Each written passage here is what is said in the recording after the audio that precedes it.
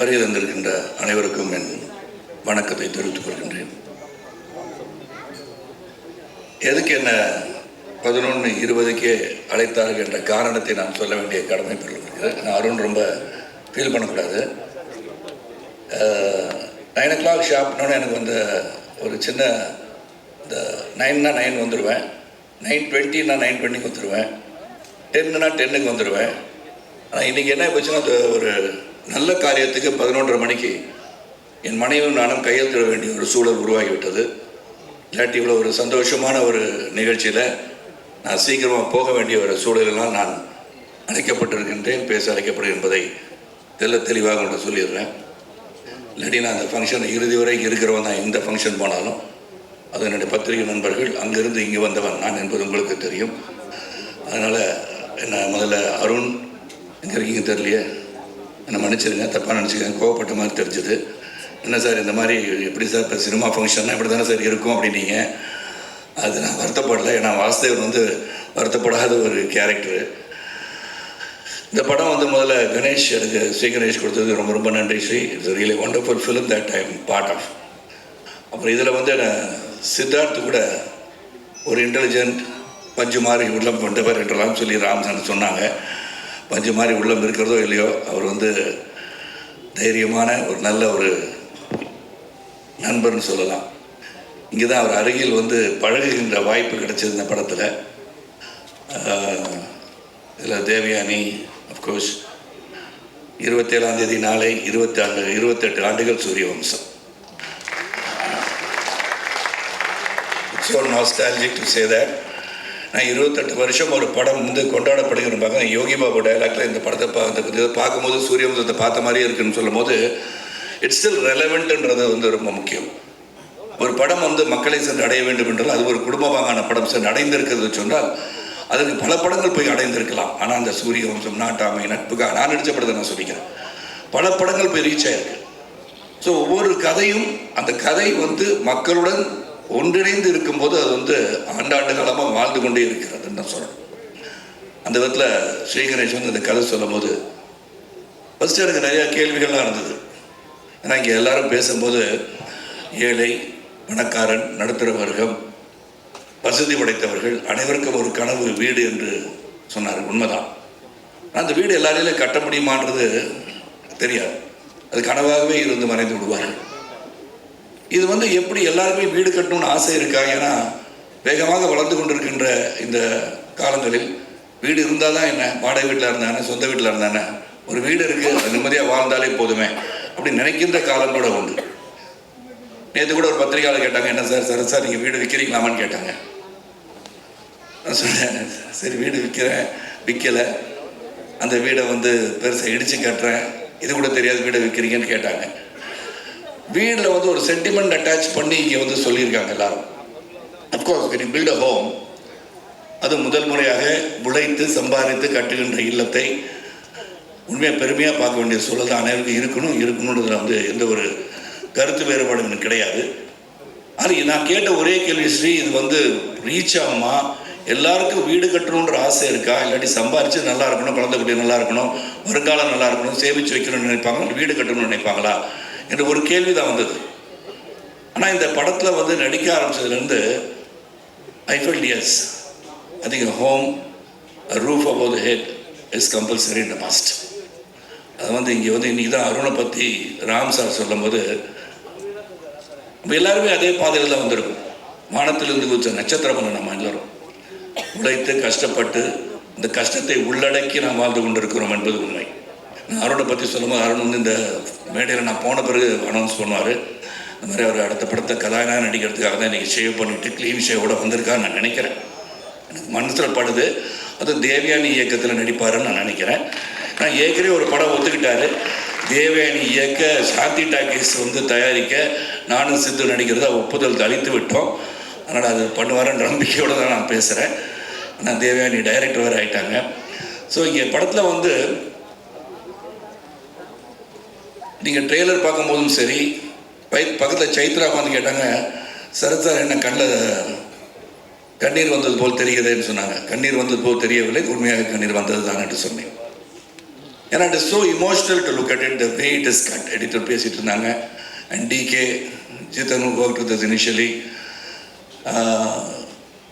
இது ஒரு வாழ்க்கைக்கு இன்று மக்களோடு மக்களாக இணைந்து பார்க்கும்போது இந்த குடும்பம், ஏன்னா குடும்பம் தான் மெயின், இது ஸ்ட்ரென்த். அது டிஸ்இன்டகிரேட் ஆகக்கூடாது. எந்த ஒரு சூழலும் தாய் தந்தையை வணங்குவதுன்னு சொல்கிற மாதிரி அந்த குடும்பத்தை ஒற்றுமையாக வைத்திருப்பதே மிக மிக கடினம். அது இந்த காலகட்டத்தில். இந்த படத்தில் பார்த்தீங்கன்னா அவ்வளோ சோதனைகள். நீங்கள் ட்ரெய்லர் பார்க்கும்போது நான் சொல்கிறேன், படத்தை நீங்கள் பார்த்து தெரிஞ்சுப்பீங்க.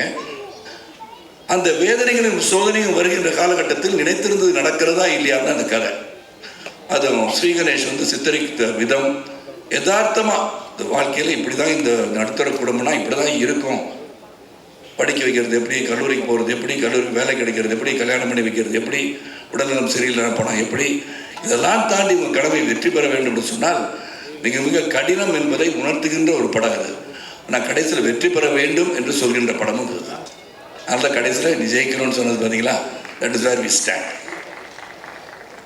நான் life is full of challenges. என்னை பொறுத்த வரைக்கும் லாட் ஆஃப் ரிஸ்க் அதை இதில் சாதிச்சு காட்டணும். எந்த இடத்துலையும் மனசை விட்டுறக்கூடாது.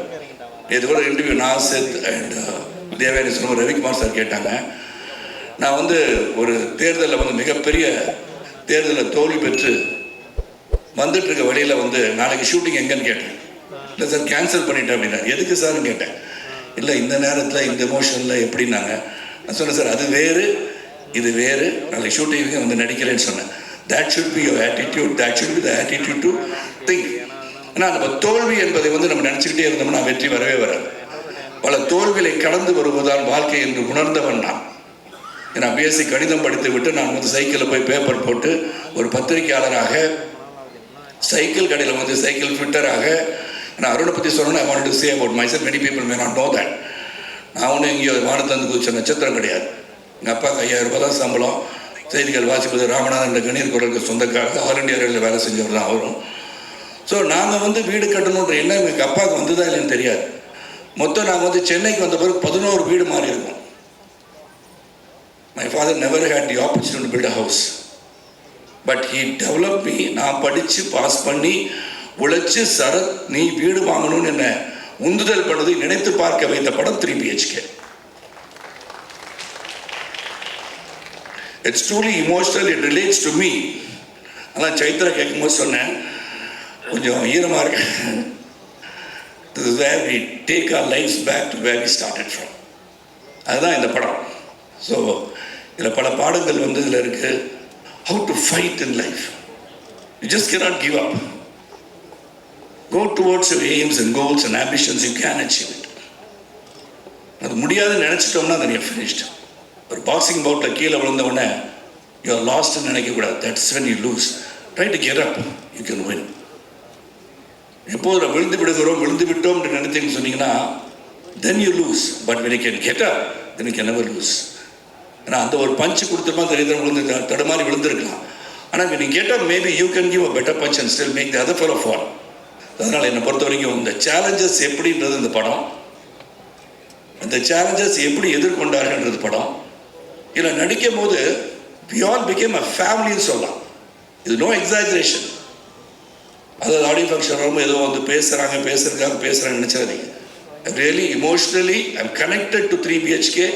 I'm connected to this family of Vasudevan family truly, and this family is forever நினைக்கிறவன். At any point of time, said this is my family, Devyani will be my family, Chaitra will be my family, Mehta will be my family, Ganesh will be my family, and most of all, the most respected, இதில் ஒரு பெரிய அந்த சகோதரர் கிடைச்சிருக்கோன்னா அருண் விஸ்வா தான். So there is no doubt about it. Ram sir சொல்லும் போது I understood why he is fighting to make a good film அப்படின்னு நினச்சி பார்த்தேன். அப்புறம் டிகே சிறந்த ஒரு கேமராமேன். நான் ஒரு சரி அவரை பார்ப்பேன், சீகரேஸ்வரி பார்ப்பேன். ஏன்னா சம்டைம்ஸ் கிரிட்டிக்கலாக ஏதாச்சும் நினச்சிக்கிட்டு மண்டை சும்மாவே இருக்காது. சித்துக்கும் அப்படி தான், எனக்கும் அப்படி தான். டவுட் வந்துகிட்டே இருக்கும். அது ஏன்னா தொடர்ந்து நிறைய படம் பண்ணிட்டனால மண்டையில் ஏதாச்சும் ஓடி இது பண்ணிடலாமோ அப்படி பண்ணலாமான்னு நினச்சிக்கிட்டு. So many times will raise few doubts. அதில் ஸ்ரீகணேஷ் நிறையா இயக்குநர்கள் பார்த்துட்டேன். நான் Sriganesh is such sweet heart. அது சொல்ல ஸ்வீட் ஹார்ட்டட் டிக்டேட்டர்னு சொல்லுவாங்க. லீ குவான் யூ பற்றி சொல்லுவாங்க. Lee Kuan Yew is a person who loved the people of Singapore. ஆனால் he was a sweet hearted dictator ன்னு சொல்லுவாங்க. அவர் வந்து செய்கிறத செஞ்சிருங்களேன் சார் அப்படின்ட்டு சிரிச்சுக்கிட்டு சொல்லுவார். அவ்வளோதான் சார் சொல்லுவாங்க. கணேஷ் இது மாதிரி இதில் இந்த டைலாக் இப்படி மாற்றி சொல்லிடுறேன் கணேஷ். சரி சார் அப்படியா சார் ஓகே சார் அப்படின்றார். சரி நான் அந்த டைலாக் எழுதி வச்சுட்டு சரி இது போய் சொல்லலான்னு போனோன்னே ஷார்ட்டெல்லாம் வச்சுட்டு சார் சார் நான் சொன்னதை மட்டும் அப்படியே சொல்லிடுங்க சார். இதுதான் ஸ்வீட் ஹார்ட்டட் டிக்டேட்டர். நீ அதை மாற்றிலாம் சொல்ல வேணாம் சார், எனக்கு தெரியும் சார், ஸ்கிரிப்ட் எழுது நான் கட்டி முடிச்சுட்டு இருக்கேன் அந்த புக்கை நான் எழுதியிருக்கேன், எனக்கு தெரியும் சார், நீங்கள் பெரிய நடிகராக இருக்கலாம், நிறைய படம் நடிச்சிருக்கலாம், நான் சொன்னதை மட்டும் செஞ்சுருங்க sir. I like that about it. Conviction that what is written will be there இந்த ஸ்க்ரீன் சொல்லி நடித்தது தான் ஸ்ரீ கணேஷ். இனிஷியலாக என்ன இப்படி சொல்லிகிட்டே இருக்காருன்னு பார்த்தேன். But Ganesh hats off whatever you felt Sarath அந்த மாதிரி கேட்டுகிட்டே இருக்கிற கேள்வினா கேள்வி கேட்கும்போது தான் நல்லது வரும்ன்றது என்னுடைய நம்பிக்கை. So if you feel I have done anything ஹாஷா அது சொல்லியிருந்தேன்னா சொல்லலை, இருந்தாலும் I apologise if I done anything any harm to your mind mentally I will disturb you. I felt like saying that to you. ஆனால் இந்த படம் வந்து ஒரு கிரேட் எஃபர்ட் தான் நான் சொல்லுவேன். How it's going to reach the mass, அவ எங்கே போய் ரீச் பண்ண போது அதெல்லாம் எங்களுக்கு தெரியாது. We have done our job well. Vasudevan has worked well, Shanti has worked well, Aarti has worked well, Prabhu has worked well, and Aishu has worked well. Correct தானே Chaitra? Sorry நான் குடும்பத்தை மறந்துட விடாது, அதனால தான் சொன்னேன். So everybody has but done the part. அதில் வருகை தந்தவங்க அனைவருக்கும் மீண்டும் உங்களை சந்திக்கின்ற வாய்ப்பு வரும். இந்த படத்தை போய் பாருங்கள். அண்ட் ஒன் திங் நான் எல்லா இடத்துலையும் இப்போ சொல்ல ஆரம்பிச்சிட்டேன். The audience, when you go and see, other than the press and the media who are authorized, who are given the rights to even criticize a movie or write good about a movie, they've got the right because they are film critics.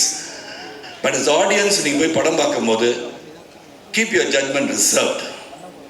Let everybody see it and come up with an opinion. படங்களை போய் பார்த்து உள்ளே இருந்துக்கிட்டே மச்சா உள்ளே வந்துடாதரா படம் நல்லா இல்லைன்னு சொல்லிடாதீங்க. ஆனால் உங்கள் வியூ அப்படி டேஸ்ட் டிஃபர். ஒருவருடைய வந்து விஷயம் வந்து இன்னொருத்தருக்கு அமிர்தமாக இருக்கலாம், அது நமக்கு தெரியாது இல்லையா? So let them all go there, you all go watch the film, let every individual make their own decision how this movie is. அப்படி பண்ணால் இந்த கலை உலகம் என்றும் நிலைத்து நிற்கும் என்று சொல்லி உங்களை விட்டு இங்கிருந்து பிரிந்து செல்வதற்கு மனம் இல்லாவிட்டாலும் இன்று இருக்கிற இந்த அப்பாயின்மெண்ட் அப்படி இல்லாட்டி ஐ won't go anywhere. நான் பத்திரிகையாளர் சிலர் கேள்வி கேட்கணும்னு நினைப்பாங்க என்ன, அதுக்கெல்லாம் பதில் சொல்லியே நான் வந்து பழகியிருக்கேன். என்னை பொறுத்த வரைக்கும் கனவெல்லாம் நிஜமாகும் சொல்லி வரிகளில் இருக்கு இல்லையா? நீங்கள் எல்லாம் உழைச்சோம்னா உண்மையாக நாம் அனைவரும் உழைத்தால் உழைப்புக்கு ஒரு வெற்றி உண்டு. உழைப்பவரே உயர்ந்தவர், உழைப்பு உயர்வதரும் என்று புரட்சித் தலைவர் மக்கள் திலகம் கையெழுத்திட்டது போல உழைப்பவரே உயர்ந்தவர் என்ற எண்ணத்தோடு நாம் அனைவரும் உயர்வோம். உண்மையாக உழைத்தால் வெற்றி வரும். அந்த வெற்றியை நோக்கி பயணங்கள் சொல்லி இந்த படம் சிறப்பாக உங்களுடைய வாழ்த்துக்களுடன் திரையரங்குகள் நிரம்ப, காட்சிகள் நிரம்ப நல்ல வெற்றி படமாக அமைய வேண்டும் என்று வாழ்த்தி விடைபெறுகிறேன். நன்றி, வணக்கம்.